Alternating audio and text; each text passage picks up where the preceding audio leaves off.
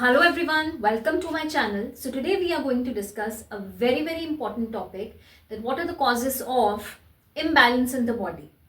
यानी जो imbalance होता है बॉडी में उसके मेजर कॉजेस क्या हो सकते हैं. Balance disorders. देखिए एटेक्सिया एक ऐसी टर्म है जो हम मेडिकली यूज करते हैं जहाँ पे बॉडी का प्रॉपर बैलेंस नहीं बनता, और खासकर सिम्टम्स होते हैं पेशेंट के कि वो सीधी एक ट्रैक लाइन पे चलना मुश्किल लगता है उनको, या चलते चलते उनको ऐसे लगता है कि अब हम गिरने वाले हैं, या बैलेंस बनाने में अगर खड़े हैं तो उनको लगता है अब गिर जाएंगे, या कई बार फॉल हो भी सकती है. हिस्ट्री ऑफ फॉल अक्सर होती है.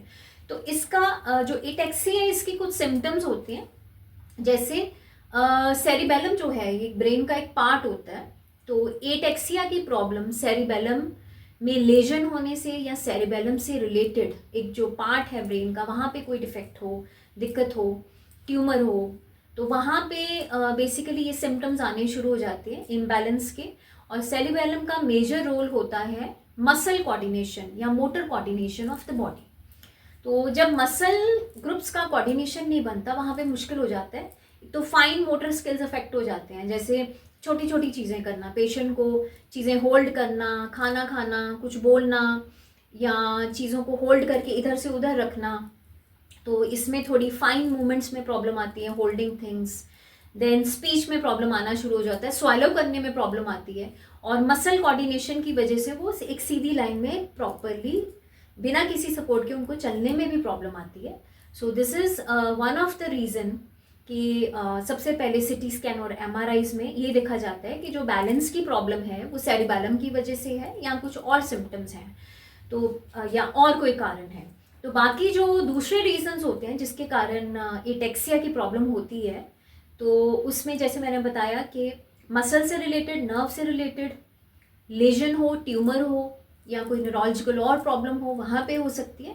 उसके अलावा बॉडी में कुछ डेफिशिएंसीज हैं, अगर वो होती हैं वहाँ पे भी आपको वॉकिंग में प्रॉब्लम हो सकती है.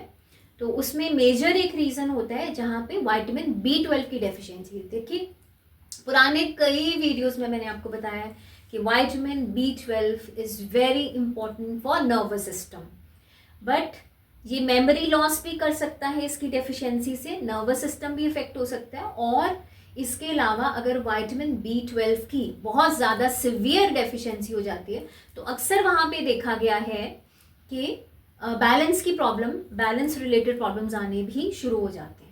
तो प्लीज़ इसको विटामिन B12 को चेक में रखना बहुत ज़्यादा इंपॉर्टेंट है. सेकेंड विटामिन होता है विटामिन E.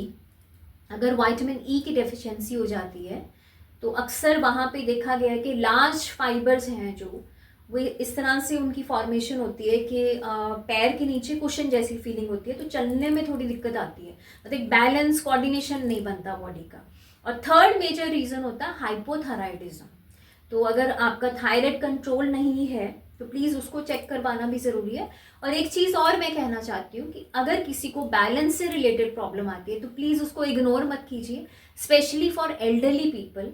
क्योंकि कुछ लोग कहते हैं मैं जब चलती हूँ तो मेरे को अब मेरा बैलेंस नहीं बनता, मैंने स्टिक नहीं पकड़नी, या मुझे दिक्कत आती है, मुझे फोबिया है. तो please take it little seriously.